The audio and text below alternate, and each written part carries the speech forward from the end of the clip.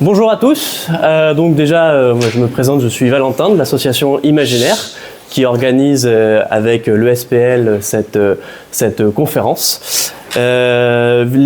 L'association Imaginaire est donc une association de promotion de la littérature, de l'imaginaire et les littératures populaires. Donc ça va aller du polar à la SFFF, donc science-fiction, fantasy, fantastique. Nous, on organise tous les ans notamment un salon justement pour les bouquins. On a une 60aine d'invités, auteurs, autrices et illustrateurs. Et donc cette année, ça va se dérouler les 23 et 24 mai. Là, en l'occurrence aujourd'hui, on organise aussi des conférences, donc dans le cadre d'un cycle de conférences. Cette première conférence est donc la toute première du cycle. Il va y en avoir 4. Donc là, vous allez avoir Penser la cité pour tous. Ensuite, il y aura le 12 avril Angers, à l'Angers Geek Fest, la seconde conférence qui sera Que serait une bonne saga de fantasy sans une cité mémorable. Ensuite, vous aurez la troisième conférence qui va se dérouler à la bibliothèque Saint-Éloi, où le questionnement va être sur l'IA. Donc à l'heure de l'IA, quelle place occupe le livre dans la cité? Et enfin, la dernière conférence de ce cycle se déroulera à notre salon le 23 mai à 15h, donc au Festival Imaginaire, avec comme thème Les cités de l'imaginaire, laboratoire inclusif.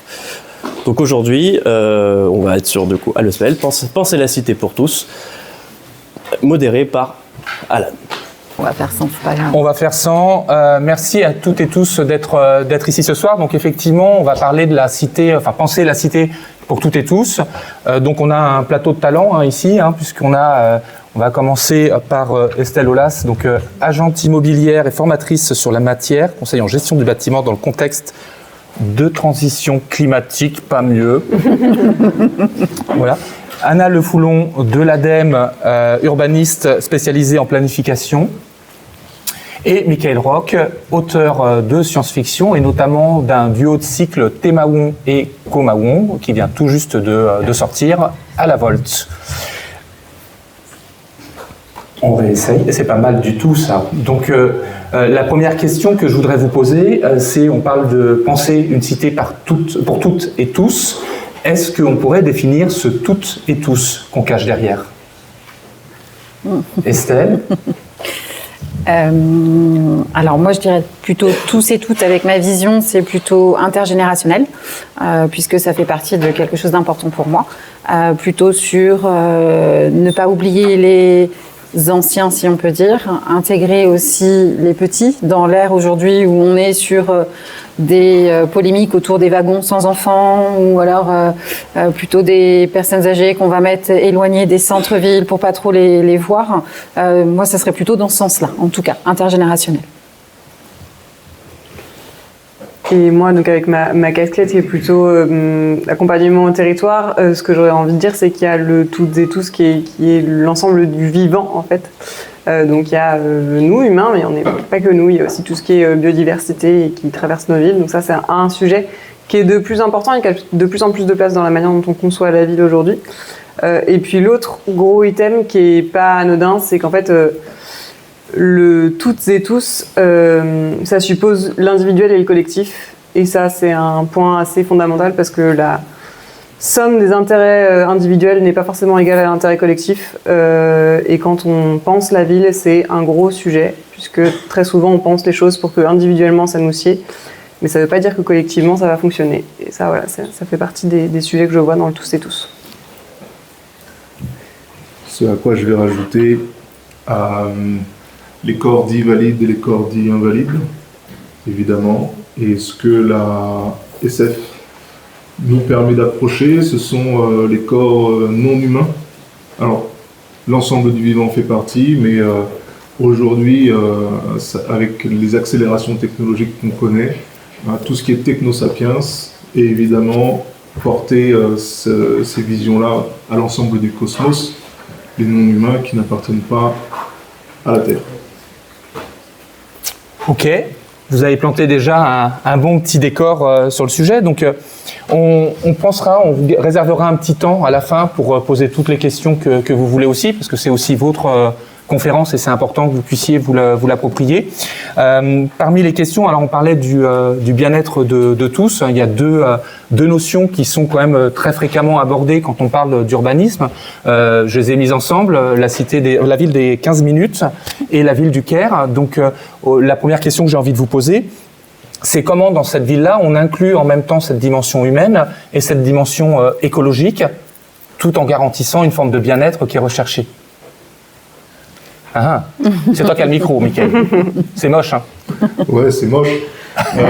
C'est moche parce que je ne suis pas du tout spécialiste en la matière. Tout ce que je peux faire, c'est projeter un imaginaire, mon imaginaire, sur des développements de cités futuristes. Mais effectivement, le Caire, comme tu dis, alors en anglais, hein, C-A-R-E, il est essentiel, je pense, dans ce qu'on envisage de nos futures sociétés. Pour ne pas sombrer, pour ne pas continuer à sombrer dans la dystopie dans laquelle on s'embourbe. Ce Caire, il est évidemment lié aux individus, au cas par cas. C'est quelque chose qui n'est pas évident à mettre en place, de n'oublier personne, mais c'est ce qui, selon moi, fait le plus sens dans une vision du monde qui devrait effectivement porter soin à la différence de chacun et chacune. C'est un truc qu'on appelle la diversité, harmoniser les différences, les respecter, les préserver. Et c'est en ce sens-là qu'on peut se diriger vers du care individuel. Et ce care collectif, qui est aussi essentiel, ne pourrait pas découler d'ailleurs, je pense. Merci. Moi, ce à quoi ça me fait penser, c'est juste qu'en fait, à la base de la base, si on s'est mis en société, si on a décidé de faire cité ensemble, même si tout à la base, c'est pas tout à fait des cités, mais bon voilà, c'est justement parce que c'était pour prendre soin les uns des autres et pour avoir une certaine proximité de fonctionnalité. Donc ça, c'est quand même la base, ce qui a déclenché nos modes de civilisation. Sauf qu'aujourd'hui, ce qui se passe, c'est que de plus en plus, et notamment avec les phénomènes de métropolisation, on a des villes qui sont XXL, étendues, très étendues, et du coup, qui mettent à distance ces notions de proximité et parfois de care, en lien avec ce que tu évoquais aussi sur les différentes stratégies de localisation des individus. Donc c'est ça qui est rigolo, parce qu'en fait, il y a une espèce de paradoxe dans le fondement même de nos sociétés et dans la manière dont on peut les organiser aujourd'hui. Aussi parce qu'on a plein de nouvelles injonctions qui expliquent ces métropolisations et c'est totalement assez important. Mais je pense que c'est cette notion-là peut-être que je mettrai en avant sur ce sujet-là. Et après, moi je viendrais juste rajouter sur le care, faire vraiment attention en effet à tout ce qui est biodiversité pour le coup, puisque ça introduit aussi faire attention à soi par rapport à la pollution, par rapport à nos populations, faire vraiment attention à comment ça se dirige, comment on évolue, comment on fait évoluer la ville pour les 15 minutes ou à proximité, mais ça veut dire aussi que ce qui est plus éloigné, il faut y faire attention et comment on vit au sein de cette ville qui s'étale énormément pour ne pas justement abîmer au fur et à mesure qu'on s'étale. Et du coup, puisqu'on est sur le care, on parlera un peu après des 15 minutes pour expliquer, parce que je suis pas sûr que tout le monde l'ait, mais sur le care, comment on adresse une population qui est particulière, qu'on a fort nombreuse aujourd'hui dans la salle, qui est la population étudiante, sur laquelle on a quand même des populations qui ont tendance à circuler, qui sont des temporaires dans la ville. Comment on les intègre pleinement à cette dimension-là? Comment on y fait attention? Alors pour les fréquenter assez régulièrement, pour le coup, je vois comment ils circulent. Je trouve qu'il n'y a pas en fait énormément d'évolution. Je me retrouve dans leur manière de fonctionner moi il y a 20 ans. C'est-à-dire que on prend énormément la voiture, on se déplace beaucoup même au plus près, rapidement en véhicule. On oublie un petit peu tout ce qui est mobilité douce, ou alors si, on va y penser parce qu'on est en fin de soirée et qu'il ne faut pas qu'on prenne la voiture. Mais justement, c'est les amener à ça, à se déplacer autrement, ne serait-ce que pour voir qu'en effet, c'est aussi prendre soin d'eux, mais aussi prendre soin de leur avenir et de la ville de l'avenir pour eux. En tout cas, c'est comme ça, je ne sais pas si je réponds vraiment à la question, mais les amener à penser différemment et à essayer d'aller moins sur aussi une immédiateté qui est importante dans dans cette partie de vie, en tout cas. Alors, la question, pour la clarifier un peu, aussi concernait le logement étudiant, qu'on sait sous tension. Comment on permet à des étudiants, quel que soit leur milieu social, d'accéder au logement, mais aussi à tout ce qui est vie commune, alimentation, hygiène, etc. Oui, alors peut-être 2 éléments de réponse là-dessus. Enfin, un central, pour moi, c'est le premier élément de réponse que je vois, c'est celui des politiques publiques. Désolée, pas hyper fun, mais bon, un peu réaliste quand même. C'est-à-dire que c'est la ville qui met en place, enfin en tout cas les autorités compétentes qui mettent en place la capacité d'accueil et les conditions d'accueil des étudiants. C'est vrai sur ce que tu évoquais sur les mobilités. Aujourd'hui, on est à Angers, Belle-Beille a été desservie il n'y a pas si longtemps que ça. Finalement, par le tram, ça ne l'était pas avant. Je n'ai pas fait d'études là-dessus, mais je suppose que quand même, il y a plus d'étudiants qui ont accès au transport en commun au campus que c'était le cas précédemment. À Angers, on a aussi eu, je ne sais pas si vous avez été témoin de ce truc-là, mais après le Covid, on a aussi eu des gros sujets de logement pour les étudiants, parce qu'il y a eu beaucoup de construction, d'ouverture de nouvelles classes, et vu que les chantiers ont été pas mal à l'arrêt pendant le Covid, les résidences étudiantes n'ont pas suivi. Ce qui veut dire qu'il y a eu pas mal d'étudiants à se retrouver sur le carreau en début d'année, à loger dans des campings, donc sympathique pour commencer l'année scolaire.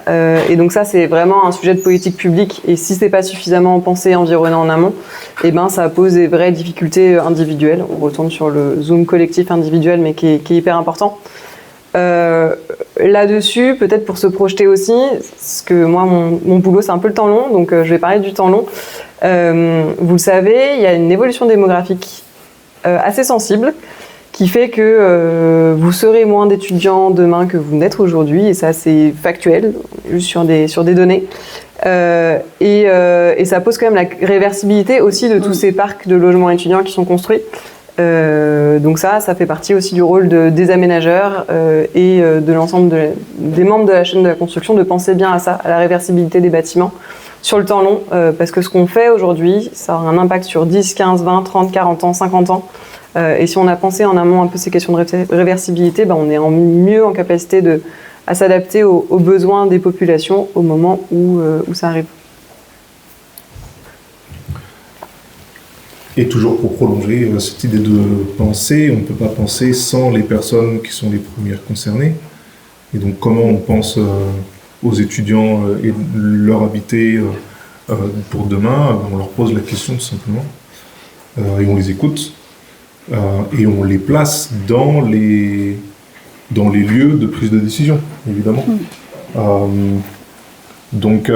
Et tout en essayant d'éviter l'amalgame en fait d'un groupe qui serait les étudiants, puisque ça ne fonctionnera jamais de juste prendre un porte-parole de quelque chose qui n'existe pas en réalité. C'est juste une masse et un cumul d'individus. Et encore une fois, c'est ce rapport à l'individualité qui va favoriser une véritable ville pour tous et toutes. Et ce fait de placer l'individu au cœur d'une prise de décision, c'est quelque chose à répliquer évidemment aussi avec la biodiversité. Alors je déborde de la question, mais c'est toujours le même schéma. Tant qu'il n'y a pas l'individu concerné au centre de la prise de décision, il n'y a pas d'écoute, il y a juste une pensée qui est dans un élan de contrôle, de conquête, dans un élan ascendant en fait sur une population concernée. Et donc là, sur les thématiques qu'on a abordées, vous avez très axé sur l'humain, centré sur l'humain, sur les pouvoirs publics, sur la démocratie sous sa forme de solliciter les personnes concernées. On parle beaucoup de technologie dans Landville, on voit les IA aussi qui accompagnent les villes, etc.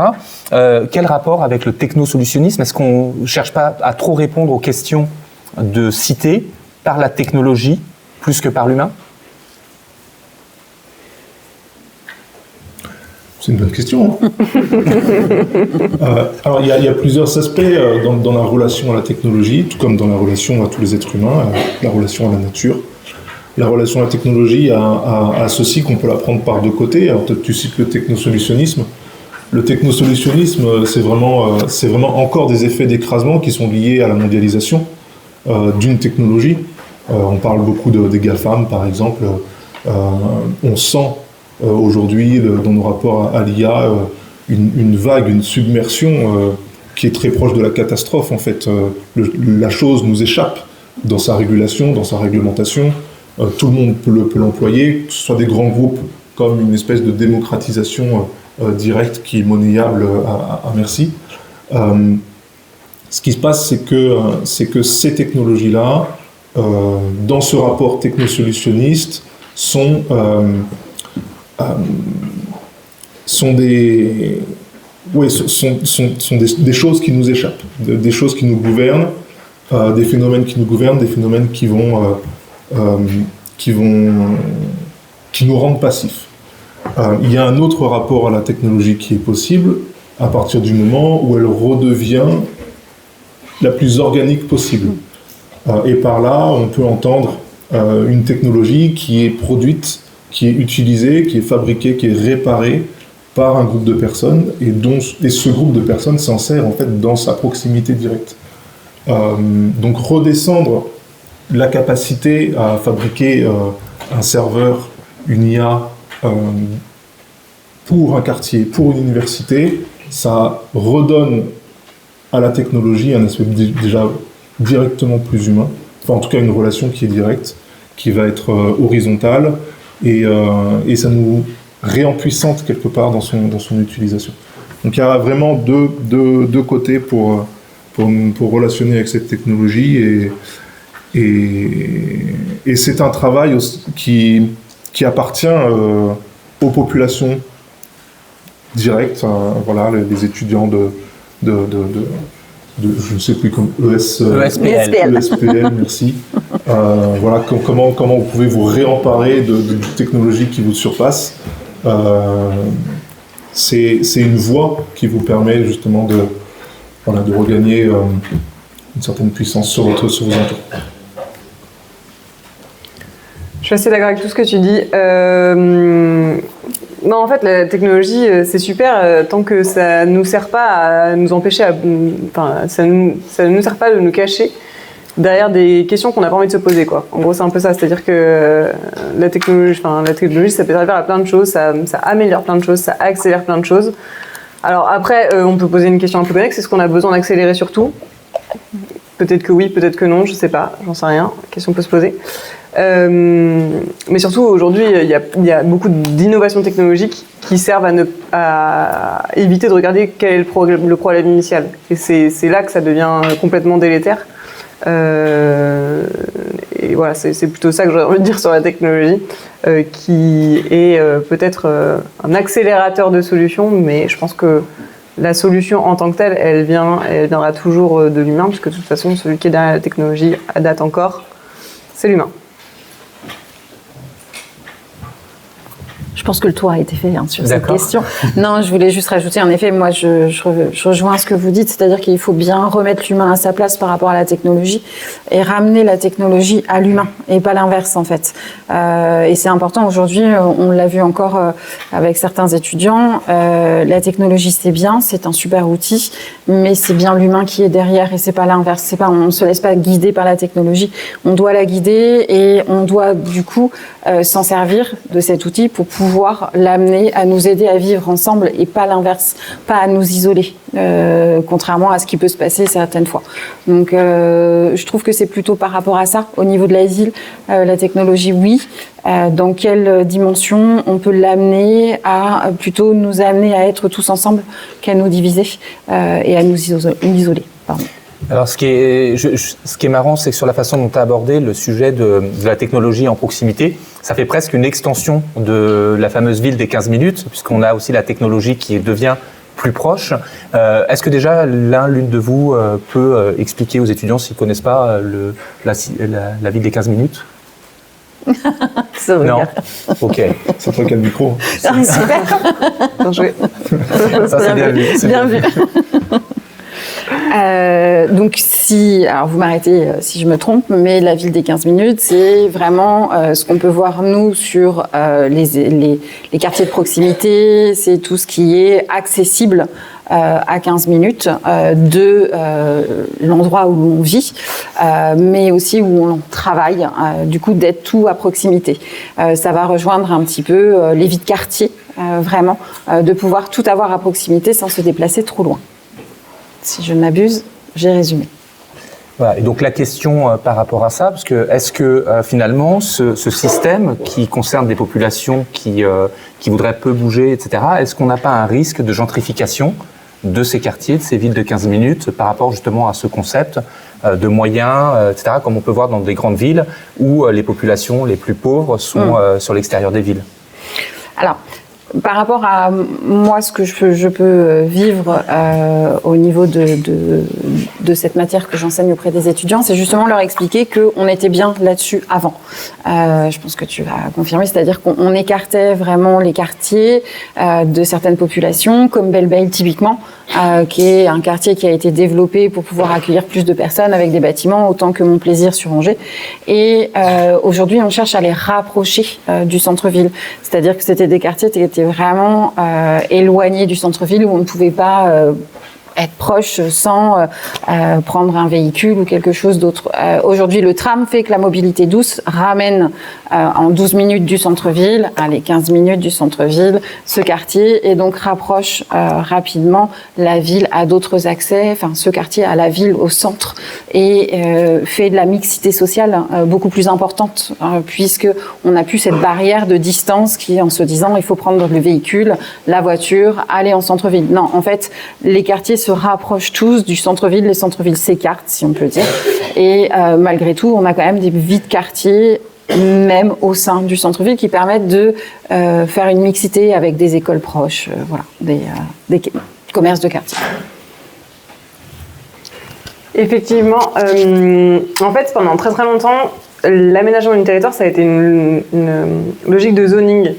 Donc il y a des zones pour ci, il y a des zones pour ça, il y a les zones d'activité, voilà, vous voyez très bien de quoi je veux parler. Aujourd'hui, on en revient un peu, on se dit qu'il ne faudrait pas penser les choses comme ça, qu'il faut plutôt qu'il y ait de la mixité fonctionnelle, qu'il faut qu'il y ait un peu de tout partout, avec cette logique de proximité qui s'est, quand même, à la base, les 15 minutes, c'était un rayon à pied, puis c'est devenu un rayon voiture, puis maintenant c'est un rayon en transport en commun, donc finalement c'est un rayon qui est assez évolutif. Peut-être que demain ce sera un rayon uniquement en vélo, j'en sais rien, mais en tout cas voilà, ça évolue dans le temps. Donc il y a quand même ces notions-là. On sait que la logique de zoning, on en revient un peu. Il y a des objectifs dans toutes les stratégies de territoire, c'est obligatoire qui plus est, de mixité fonctionnelle et de mixité sociale. Donc avoir des habitants de toutes catégories sociales partout. Et ça fonctionne, plus ou moins. Pourquoi ? Parce que des fois, il y a des choix politiques qui sont en faveur de limiter cette mixité sociale dans certains endroits. Et aussi parce que y a des principes de réalité qui s'opposent à ça. C'est-à-dire que les populations qui ont plus de pouvoir d'achat préfèrent se localiser très souvent dans les centres-villes, et donc ça fait augmenter le prix de l'immobilier, et donc ça fait que pour les catégories un peu plus paupérisées, c'est plus compliqué. Alors il y a des programmes qui sont portés par des bailleurs, des programmes de logement qui sont portés par des bailleurs, mais encore faut-il trouver le foncier, c'est des zones qui sont assez contraintes, donc voilà, c'est pas si simple que ça. Mais en tout cas, les politiques publiques ont en tête ce sujet-là et essaient de trouver des moyens que tout le monde puisse bénéficier de cette ville des 15 minutes, malgré les difficultés factuelles et la concurrence en fait qu'il y a sur ces fonciers-là qui sont appréciés. Alors encore une fois, je ne suis pas spécialiste. Je ne sais pas si ça crée plus de gentrification. mais je crois sincèrement qu'effectivement, quand on rajoute plus de mixité, quand on veut, pour tout le monde, créer une ville de 15 minutes, ça crée forcément des phénomènes de créolisation. Et la créolisation, je connais bien puisque je fais de la science-fiction caribéenne. Non, mais je vois bien qu'on n'a pas le même humour. Non, créolisation, c'est quoi? C'est un gros mot pour dire que plusieurs cultures se rencontrent et dans ce choc abrupt de rencontre émerge une culture tierce qui n'appartient ni à l'un, ni à l'une, ni à l'autre, mais aux deux en même temps et de manière horizontale. Il n'y a pas d'ascendance, il n'y a pas de verticalité. Ouais, voilà, c'est juste putain, encore un gros mot, de l'hyphénisation. Vous voyez, on met des tirets entre plusieurs cultures et on appartient à toutes les cultures en même temps. Et c'est magnifique. Donc ça peut créer effectivement peut-être des phénomènes de gentrification. On va ramener de la bourgeoisie dans des quartiers qui ne l'étaient pas au départ. Mais ça va aussi, à l'inverse, créer plus de chaos. Et moi j'adore le chaos. Je viens de Fort-de-France, je le connais. Décidément, ça passe pas. Ça va, ça. Mais on va y arriver, hein, c'est de l'humour de répétition, il n'y a pas de souci. Et donc, plus de chaos, ça crée plus de richesse aussi. Ça crée des nouveaux individus qui émergent et qui se pensent, qui se construisent au regard des différents points de rue qu'ils connaissent. Voilà, il y a un kebab juste en face de la gare d'Angers, là. C'est génial d'avoir ça là, et pas non plus à 200 mètres. Quand je descends du train, je suis content d'avoir mon kebab et de pas juste avoir des petites brasseries qui me font des steaks avec un œuf dessus. Voilà, c'est ça l'idée de ramener de la richesse dans tout ça. On va quand même parler de SF du coup, parce que comme ça, tu as le micro et Okay. voilà. Donc, dans Landville, tu as quand même Landville d'en haut, Landville d'en bas, sur lequel il y a quand même une rupture. Landville, excuse-moi, Landville. Toi, déjà, j'ai eu du mal à trouver ce que voulait dire le co. Ouais. Corps, voilà. On va y arriver. C'est le comité de répétition aussi de mon côté. Je fais exprès de planter le. Quel rôle peut avoir la SF dans cette imagination par rapport à cette cité de demain, cette cité pour tous, alors on avait Elio Possos l'année dernière qui nous présentait différentes constructions anarchistes de différentes entités. Est-ce que la SF peut apporter un regard nouveau dessus? Plus que la SF, c'est la littérature qui est intéressante là. Je ne sais pas si vous avez l'occasion de lire des trucs autres que vos cours. Je sais que vous êtes étudiant et étudiante. Mais voilà, vous allez pouvoir vous y remettre à la fin de cette période de votre vie. La littérature et l'imaginaire, en tout cas, ça permet justement de vous extraire, et c'est drôle de le dire, de l'imaginaire qu'on vous impose là durant vos études. Je crois qu'il y en a qui sont en immobilier, c'est ça? Ouais. Voilà, si vous avez une carrière qui va se lancer dans ce domaine-là, qu'est-ce qui va favoriser votre créativité, le fait de pouvoir sortir des canons de comment on fait une visite guidée sur TikTok et compagnie, qu'est-ce qui va favoriser l'éclatement de votre esprit pour proposer de nouvelles manières d'habiter, de nouvelles manières de présenter l'habitat, de nouvelles formes d'engagement aussi, c'est pas vos cours. C'est les bouquins d'imaginaire et de SF que vous allez lire à côté, aujourd'hui ou demain. Ça, on s'en fout. Mais oui, se déchirer, se fracturer le crâne, ça passe par la lecture, tout simplement. Du coup, alors vous n'êtes pas autrice de SF, mais pas encore. Demain. Quels sont vraiment très mal. Hein. Je pense que quels pourraient être les leviers pour compléter cette perception imaginaire, pour penser autrement la cité de demain? Alors, je ne sais pas si j'ai des leviers, très honnêtement, parce que je prétends pas en avoir. Le seul truc, c'est que, effectivement, en fait, ce que tu sous-entends, c'est de penser en dehors de la boîte. Et ça, c'est un truc qui est fondamental, de réussir à penser en dehors de la boîte. Pour ça, il faut quand même bien maîtriser la boîte. J'ai pas dit le contraire. Ouais. Après, ça fait partie aussi de mon tempérament. Moi, je suis très carré, voilà. Donc, la boîte est bien poncée, la boîte, il n'y a pas de problème. Mais après, il faut savoir en sortir. Et quand tu sais en sortir intelligemment, c'est là que tu fais toute la différence. Et vous vous destinez tous à des carrières professionnelles. Et ben, la différence, elle se fait sur ça. Elle se fait sur ta capacité à pouvoir, à un moment donné, regarder les choses un peu différemment de l'ensemble des collègues pour aller plus loin, pour aller plus vite, pour proposer la bonne idée au bon moment et la bonne manière de faire. Et ça, c'est pour moi le levier principal, il est là. Et c'est beaucoup de ressenti et d'intelligence de situation que vous travaillez finalement au quotidien, même sans vous en rendre compte, avec vos camarades et dans l'ensemble de vos interactions. Waouh, ça va être difficile de compléter tout ça. En fait, déjà, avec toute cette génération-là, c'est surtout, en effet, sortir de la boîte en la maîtrisant, mais aussi s'autoriser à penser différemment, ce qui n'est pas toujours ce qu'on leur inculque pas tout de suite. Là, pour l'instant, on les a beaucoup formatés à penser comme ils les considérer corrects. Aujourd'hui, on leur apprend un peu plus en école, en études supérieures, à essayer de penser par eux-mêmes avec des bonnes bases. Toujours cette boîte qu'il faut maîtriser. Mais après, à penser par eux-mêmes et surtout à voir plus loin que les limites qu'on leur donne, que les connaissances qu'on leur donne. Penser plus loin, c'est aussi imaginer, penser différemment et se dire que peut-être, éventuellement, en pensant différemment, on peut amener une autre idée qui n'a pas été encore évoquée et qu'on peut utiliser, pourquoi pas après. Alors maintenant qu'on a été un peu dans la prospective, on va remettre un peu les pieds sur terre, voire dans l'eau. Angers a vécu une période un peu compliquée ces dernières semaines.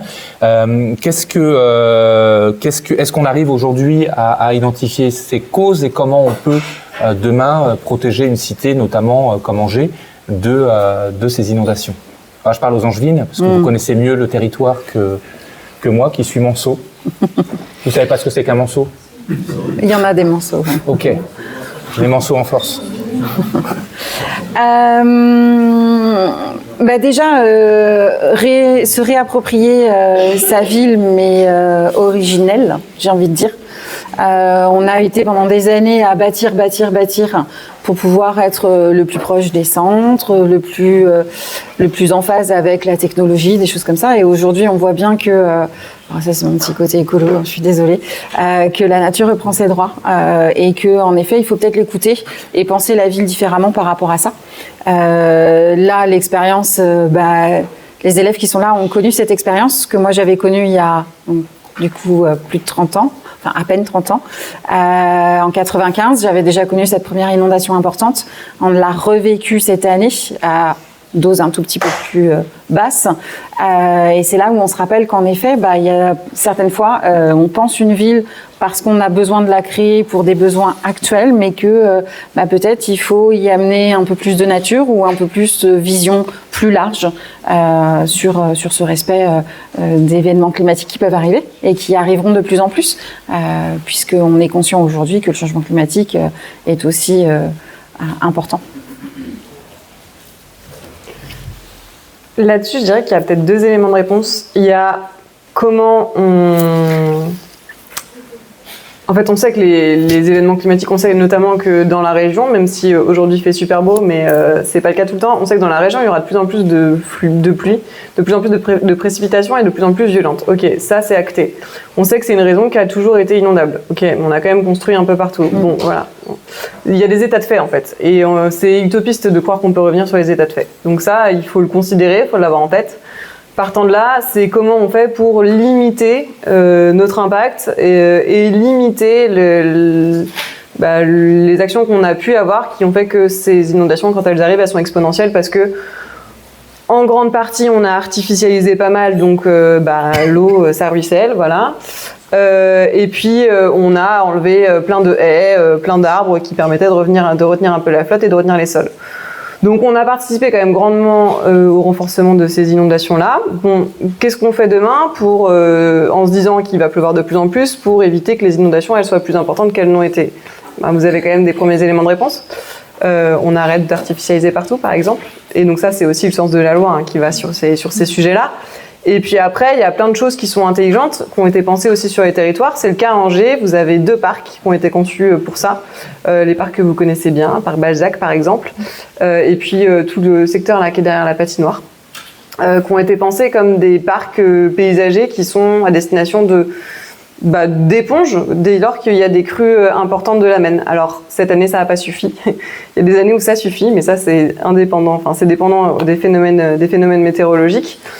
Donc ça c'est le premier élément de réponse. On adapte la ville en faisant des choix un peu éclairés, en se disant pour l'instant aller bitumer devant c'est sympa parce que moi j'ai la flemme d'aller entretenir et que j'ai pas envie d'avoir de la gadoue sur mes bouts, donc je bitume. Ouais, ok, super, mais en fait quand on le regarde sur une autre échelle de temps, finalement ça a aussi d'autres incidences.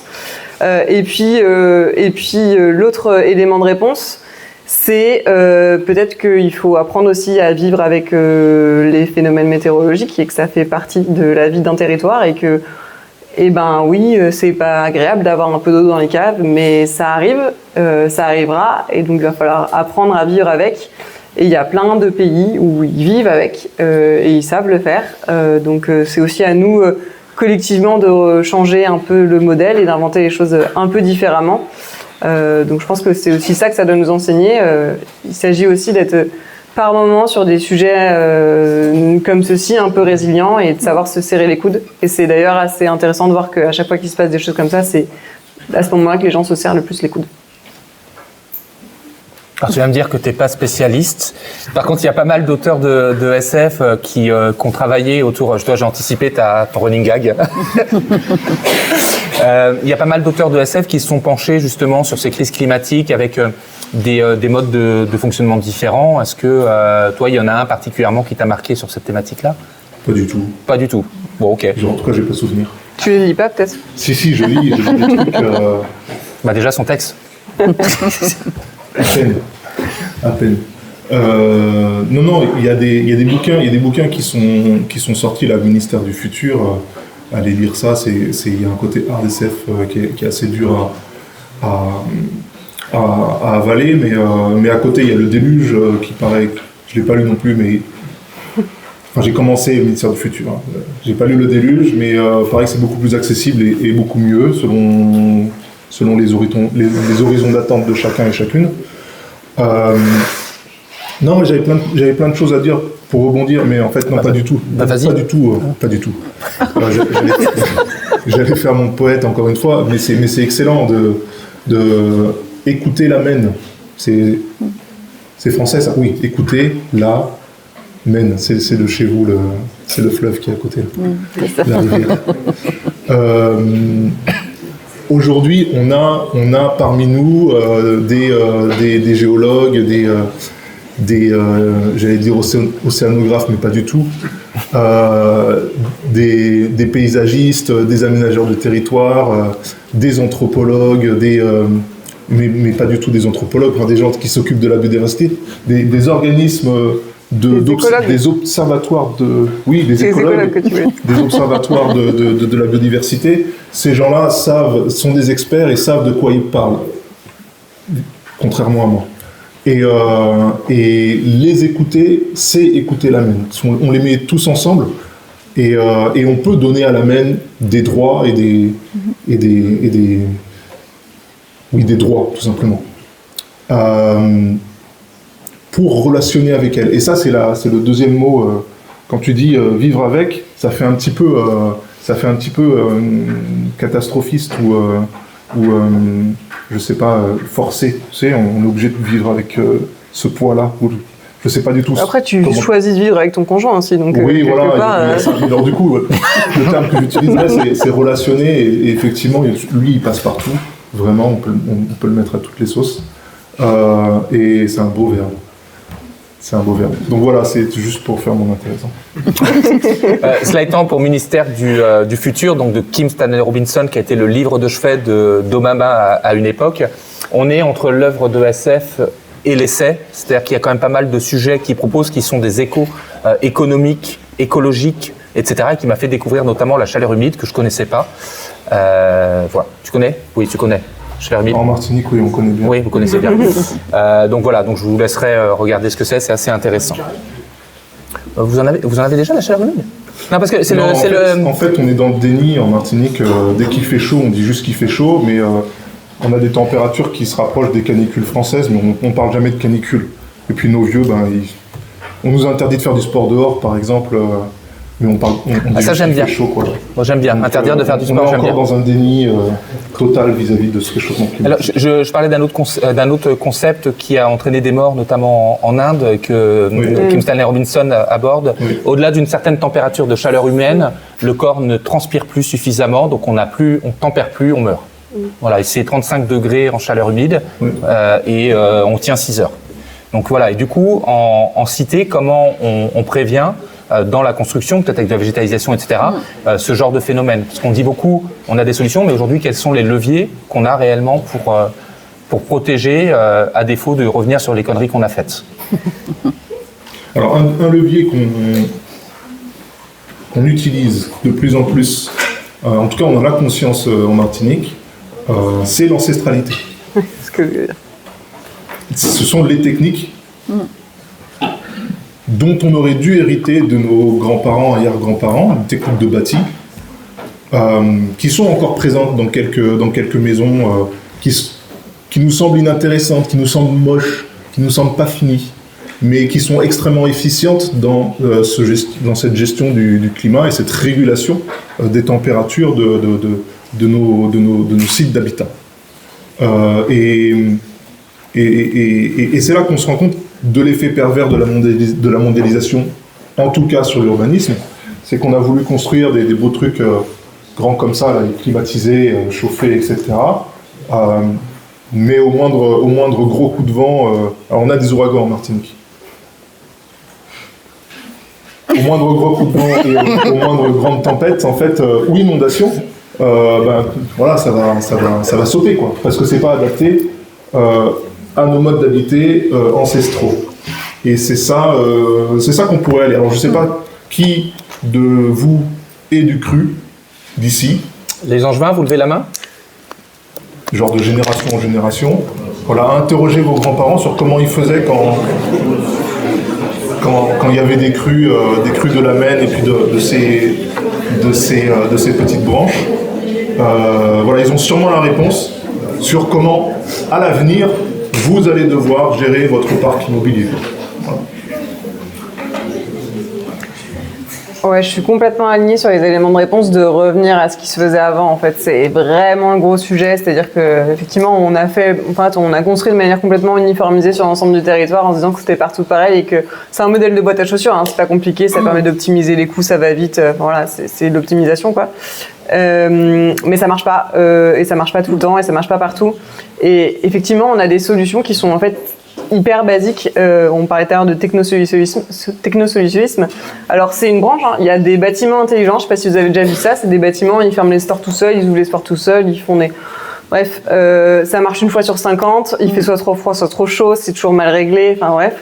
Mais sinon, il y a aussi des trucs très simples qui existent, c'est juste d'implanter avec un peu d'intelligence un bon architecte son bâtiment de telle sorte à ce qu'il soit bioclimatique, donc correctement implanté pour avoir la bonne lumière au bon moment et bénéficier de l'ombre quand c'est plein soleil.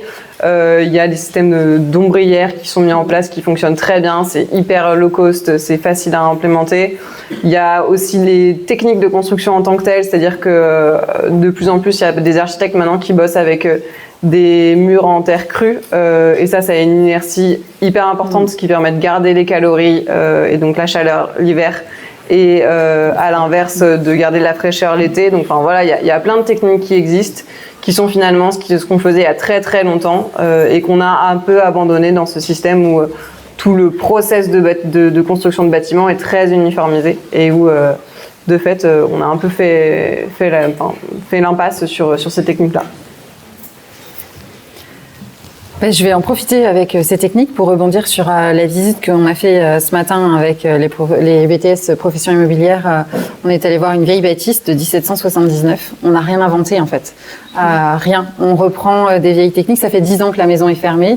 Il n'y a quasiment pas d'humidité, à part quelques infiltrations parce que la toiture s'est abîmée. Il y a du bâti qui est vraiment en bon état. Donc on est quand même sur une structure qui est vieille, qui était bien pensée, bien orientée. On est d'accord ? Oui, on est d'accord. Je vois des grands yeux là qui se réveillent tout d'un coup. Et en fait, avant, les bâtis étaient pensés avec une bonne orientation. On mettait pas d'ouverture sur le nord, on orientait vers le sud, avec aussi des épaisseurs de murs qui étaient différentes. Je pense qu'on a tellement à apprendre de tout ça aujourd'hui parce qu'on a oublié, en fait, et c'est là où on revient sur l'intergénérationnel, on a oublié d'apprendre de ce qui existait avant de nos anciens. À force d'aller vers la technologie, on oublie qu'il y a des bases de bâtiments, de villes qui avaient été créées avec intelligence et en lien avec la nature et qu'on peut très bien y revenir. Et je crois que moi, dans ma science-fiction, en fait, si on doit revenir à ça, ce serait plutôt un retour à ça, à cette partie-là, en alliant de la technologie, mais qui soit intelligente pour aller vers justement tout ce savoir-faire qu'on a d'avance. Alors, je vais juste faire un petit aparté. J'ai atterri dans une grande tour de la Défense, parce que je travaillais à Paris, sur lequel ils avaient trouvé de la technologie très stupide, qui était géniale. À midi, ils coupaient toutes les lumières du bâtiment. Et comme ça, parce que quand on rentre dans une pièce, on a la lumière qui est allumée, on l'éteint jamais. Et on n'a pas le réflexe de se lever pour le faire. Donc ils coupaient à midi. Et les gens qui avaient besoin, ils se relevaient et ils allaient la rallumer. Voilà. Mais en tout cas, je trouve que la stratégie un peu bête et méchante de on coupe tout était quand même pas mal. Après, c'était le plus gros pollueur, mais... c'est pas mal. On a parlé beaucoup de génération, etc. J'avais envie de parler un peu de ce qu'on appelle les invisibles, en tout cas les personnes qui sont invisibilisées dans la cité. Alors on a parlé des personnes âgées qu'on mettait en maison. Il y a une époque, alors je ne sais pas si ça se fait encore, je n'ai pas vérifié, où on mettait des ultrasons dans les bâtiments pour que les jeunes s'en aillent. On vous aimait pas dans les bâtiments, donc on mettait des ultrasons parce que vous êtes sensible aux ultrasons. À notre âge, on ne les entend plus, donc ça permettait que les gens partent. Les wagons, mais aussi les restaurants sans enfants. Est-ce qu'aujourd'hui, ces populations n'ont plus rien à faire dans nos cités ? C'est violent, je suis provocateur exprès. Hein. Alors c'est très contradictoire parce qu'en effet, on a eu les wagons là sans enfants. Et à côté de ça, avec une urbanisation plus mixte, on réamène beaucoup de parcs d'enfants en centre-ville ou dans certains quartiers, végétalisés ou pas d'ailleurs, ça dépend des secteurs. On a envie aussi que nos personnes âgées soient ramenées vers les quartiers pour qu'ils puissent vivre plus facilement leur fin de vie et chez eux, de préférence, pour qu'on ne les coupe pas en fait et qu'on ne les sanctuarise pas dans les espaces. Donc je ne sais pas si le mélange se fait bien, je ne sais pas si on est sur la bonne voie. En tout cas, on essaye, j'ai l'impression.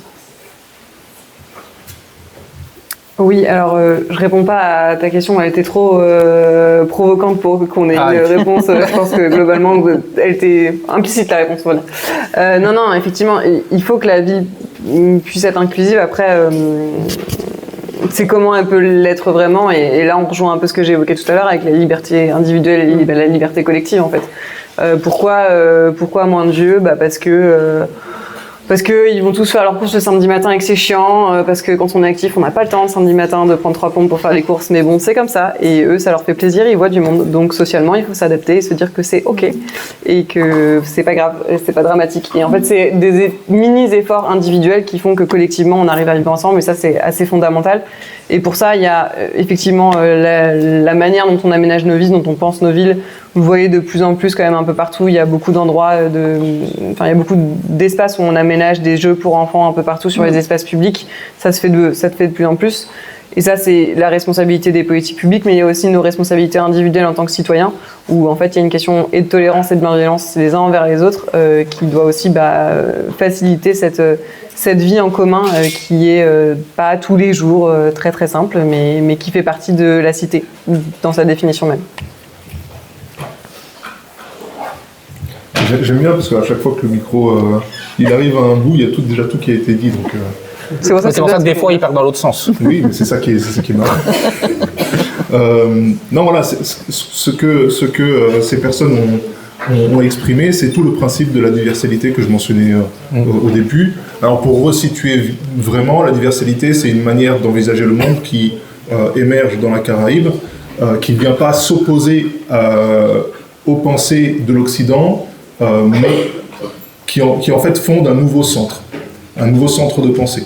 L'Occident s'est bâti sur ce fameux concept de l'universalité, qui est basé sur ce mot de l'unique, amalgamant, qui a été récupéré politiquement pour asseoir une certaine volonté d'asservissement de tout ce qui n'est pas au sein de l'universalité, de l'universalisme, donc c'est-à-dire tout ce qui n'est pas du siècle des Lumières, héritier du siècle des Lumières, les autres civilisations là-bas, qui ne sont pas forcément des civilisations d'ailleurs, ces autres groupes culturels, on peut leur apporter nos lumières.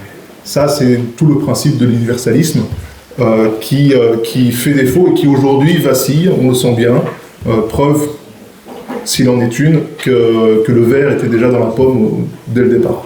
L'universalisme, c'est justement fondé sur ce principe du divers, de la différence, et donc de l'harmonisation de ces différences-là. C'est exactement ce que Anne aimait comme idée lorsqu'elle parle de ces petits vieux avec qui il faut faire avec qui il faut relationner. Et donc c'est un nouveau chemin en fait de pensée et d'être au monde qui peut être activé à partir de cette pensée-là.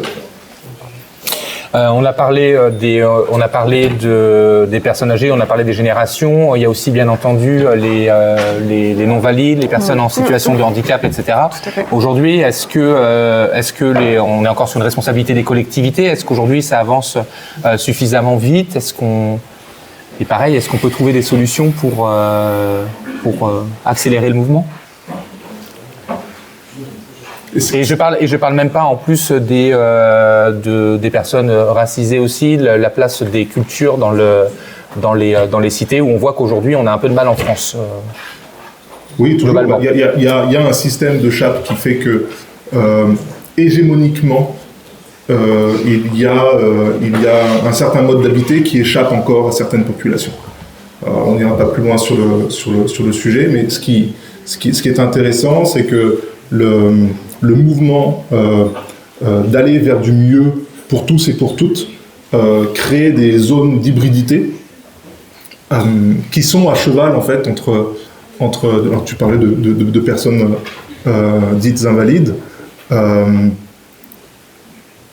Est-ce que réparer leur corps, c'est accepter ces corps-là? Est-ce que c'est pas encore les renvoyer à une image qui serait correcte pour la société? De réparer un corps que la société dit défectueux. Est-ce qu'on ne peut pas imaginer une manière de construire qui va être aussi respectueuse de ces corps-là? Je pense, j'ai toujours en tête, quand je dis ça, une image de Zootopia avec ce bus qui arrive, et en fait il y a différentes portes coulissantes qui s'ouvrent de différentes tailles différentes. Il y a les girafes qui sortent d'un côté, et puis ensuite il y a les chiens, et puis ensuite il y a les tout petits. Voilà, c'est exactement ça en fait, c'est d'avoir un tramway avec différentes adaptations en fait aux différents corps. Voilà, c'est ça, c'est un peu ça. Zootopia, c'est un film très profondément raciste, sous couvert du message antiraciste. Ils ont totalement loupé leur truc. Mais voilà, c'est un peu ça la diversité. Peut-être, moi juste en élément par rapport à ça. Non, ce qui est, pour tout ce qui est question relatif au handicap notamment, est-ce que les villes sont adaptées? Non. Très clairement, la réponse est non. Oui, c'était rhétorique aussi. Ouais, franchement, c'est assez terrible et je pense que on s'en rend vraiment pas compte. On s'en rend compte que quand on est mis en situation, parce que c'est plein de micro trucs du quotidien qui sont hyper pénibles pour ces personnes-là. Donc ça, c'est vraiment pas évident, pas bien pensé. Après, en fait, le pourquoi il est assez, enfin, c'est assez compliqué à mettre en œuvre parce que c'est de l'historicité, quoi. C'est de l'héritage. C'est du temps long et c'est des aménagements qui sont là depuis des années et des années, qui n'ont pas été pensés pour ça, qui n'ont pas été pensés comme ça. Et aujourd'hui, revenir en arrière, c'est pas si facile. Vous le savez, je pense, vu que vous êtes dans un cursus sur l'immobilier. Dans tout ce qui est construction neuve, en revanche, il y a un certain nombre de lois, un certain nombre de normes qui sont très axées sur l'accessibilité, sur l'inclusivité des bâtiments. Mais c'est plutôt de revenir en arrière sur le déjà fait, qui n'est pas forcément évident, pas forcément bien pensé. Exemple hyper simple mais hyper flagrant, le métro à Paris. Bon courage. Même pour les valides. Oui. Ouais. Même pour les valides. Pas de problème jusqu'à présent. Oui. Et en fait, je rebondis sur ce que tu as dit. C'est vraiment, doit-on Réparer. Ouais, réparer en fait. Doit-on réparer ça? En fait, on doit juste vivre ensemble sans stigmatiser la population qui peut être en effet handicapée par des accidents de la vie, des choses comme ça. Mais en fait, sans le vouloir, avec les aménagements, on les stigmatise tout le temps. C'est-à-dire qu'aujourd'hui, on oblige des normes pour respecter ces personnes-là parce qu'on n'est pas capable de le faire naturellement. Et en fait, je trouve que c'est encore plus stigmatisant et ça les catégorise encore plus. Est-ce que tout simplement, on pourrait pas simplement valider le fait que tout doit être fait pour tout le monde, donc toutes les portes doivent être en 90 et pas juste celles qui sont autorisées pour des constructions à personnes à mobilité réduite. Voilà. Et encore là, on a tous réagi en prenant le handicap physique, le handicap visible. On n'a pas pensé aux problématiques du bruit pour des personnes qui seraient sur le spectre autistique ou autre. On arrive sur la fin de la table ronde, en tout cas de l'échange. Je suis sûr. Alors, on n'a pas entendu. Non, on n'applaudit pas encore. On ne s'emballe pas. On ne s'emballe pas. L'apéro approche, ok. Ce qu'on vous propose, c'est est-ce que certaines d'entre vous ont des questions qu'ils voudraient poser à Anna, Estelle ou Michael, y compris sur Zootopia? Zootopia sur une table ronde. C'est Zootopie ou Zootopia? Je sais plus. Zootopie. C'est un des Zootopie. Zootopie. N'ayez pas peur. Moi, je connais rien, donc c'est. Le plus dur, c'est de poser la première question. Donc, je vais vous aider parce que j'ai la première question. J'aurais voulu, monsieur l'auteur, que vous pouviez vous exprimer dans votre littérature, dans votre œuvre, dans vos œuvres, comment vous avez pu transmettre toutes les notions qu'on a pu évoquer ce soir sur la cité et sur l'intégration, ou tous ces éléments qu'on a pu évoquer. Comment vous, dans votre œuvre, vous avez pu évoquer ça? Alors, j'en sais trop rien parce que je ne sais pas moi-même ce que je fais exactement dans mes textes. Mais ça passe par beaucoup de chaos. J'ai nommé l'hybridité, et l'hybridité mène au chaos, mais un chaos qui n'est pas dans la démesure, un chaos qui est constructif, un chaos qui est intéressant, qui est curieux, qui va nous éveiller à quelque chose, qui va nous stimuler plutôt qui va nous faire peur. Donc ouais, j'utilise la multiplicité des points de vue, la multiplicité des corps, la multiplicité du déplacement, parce que c'est ça qui fait l'essence de la diversité. Ce qui m'a toujours énervé dans la science-fiction, c'est quand il y a une technologie qui est géniale, elle devient unique. Tout le monde utilise la même technologie pour arriver à tel processus ou telle conséquence. Donc à chaque fois que j'imagine l'emploi d'une technologie, j'essaye de voir si elle ne peut pas être adaptée à différents milieux sociaux, par exemple, différents usages, et donc créer de la multiplicité, ça crée cet imbroglio, cet emmêlement qui est tout à fait jouissif sur le papier quand on l'écrit.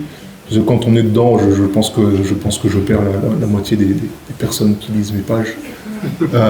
Mais c'est vraiment ça. Et le fait de vivre dans la Caraïbe, c'est aussi une expérience que je fais moi-même de mon paysage et de mon habité. la multiplicité des langues, la multiplicité des bâtis à Fort-de-France. À Fort-de-France, on a ce qu'on appelle des dents creuses. C'est des immeubles où il n'y a rien dedans parce que ça a flambé et on a juste gardé la façade. Ou des fois, on a démoli la façade et donc on a ces maisons de ville qui sont droites et d'un coup, il n'y a plus rien. Et ça donne un caractère qui, quand on vient de France par exemple et qu'on visite, on va se dire putain c'est moche. Non, c'est juste chaotique. Et en fait, quand on y vit, je pense que certaines peuvent y trouver une certaine beauté. Voilà. Maintenant, on a mis des tags, et pas des tags, mais des fresques de peinture de partout. Maintenant, on a développé notre street art. Venez à Fort-de-France, c'est l'instant tourisme. En bateau pour la côté pollution quand même. En bateau, non. Non, prenez l'avion, c'est quand même assez long. Et puis voilà, c'est joli. Je sais pas si j'ai répondu à ta question, mais... En fait, c'est la Caraïbe par rapport à Angers, quoi. En quoi ça change? Bon, on a beaucoup moins de pierres de taille dans les bâtiments. C'est moins propre, quoi. Ciao tout le monde. Merci pour cette discrétion. Mais c'est aussi parce que c'est une ville qui est extrêmement jeune, c'est aussi parce que c'est une ville qui a longtemps souffert d'insalubrité et qui a été mise hors eau, par exemple, dans les années 70. C'est aussi parce que c'est une ville qui est à la marge de toutes les politiques publiques françaises. C'est un territoire qui est à la marge. Et donc qui porte cette identité multi-transculturelle et transversale dans toutes les disciplines en fait qu'on peut. Je dis disciplines, mais c'est même pas les disciplines, mais vous voyez ce que je veux dire, quoi. De partout, on a ce chaos et cette hybridité et c'est on en fait une identité, quoi, qui est dans mes textes. Et là, je rejoins ta question. Voilà, c'est dans mes textes. Est-ce que, messieurs, dames, vous avez particulier à lire, parce qu'il y a des bouquins à présenter Tous. ce soir. Tous. Qu'est-ce qui pourrait être intéressant d'évoquer dans ces livres? Ouais. Tous et les autres, hein. Le cœur des étudiants ce soir. Tous et les autres. Tous et les autres. Ouais. Le dernier est pas mal, hein. Il vient de sortir, La Corps Marron, ça s'appelle. Et on a de vraies captures de ce chaos de Lanville. Lanville, du coup, c'est une immense mégalopole que j'ai inventée qui couvre tout l'arc caribéen, de la pointe de la Floride jusqu'au Venezuela. On a rasé toutes les îles, on a fait pousser des tours de béton. Symboliquement, c'est pour représenter cette force de l'urbanisme qui nous prend et qui nous éloigne de plus en plus de l'esprit des campagnes, de la ruralité, etc. On a tous un rapport très urbain maintenant au monde. Et en même temps, c'était une manière de répondre à un désir qui est dans la Caraïbe, qui est celui de la connexion. Pardon, excuse-moi. Qui est celui de la connexion entre tous les habitants de la Caraïbe. Alors j'imagine que vous avez Cuba en tête là, qui est sous embargo. Ce lien avec nos îles voisines, c'est une vraie demande. Et donc Lanville répondait à cette possibilité de se connecter. Et là encore, il y a cette dualité, c'est l'urbanisme qui dévore tout, le poison, mais c'est aussi la connexion. On est dans l'hybridité, on est dans le chaos, c'est génial, tout le monde est fou. Est-ce que vous avez des questions? Non. Ça va bien vous aider pour votre métier demain, nous faire des cités qui soient accueillantes pour toutes et tous. Bon, on compte sur vous en fait. Hein. Bah ouais. C'est ça. On a cette fâcheuse tendance quand on est sur les bancs de l'école à penser qu'on subit aussi les inventions et les avancées des autres. Mais en réalité, c'est vous qui allez créer demain. Ça, il ne faut pas le perdre de vue, quoi. Pour l'instant, ils n'en ont pas conscience. Pourtant, je le dis. Ils n'en ont pas conscience encore. Bah en tout cas, merci à toutes et tous les trois de votre intervention.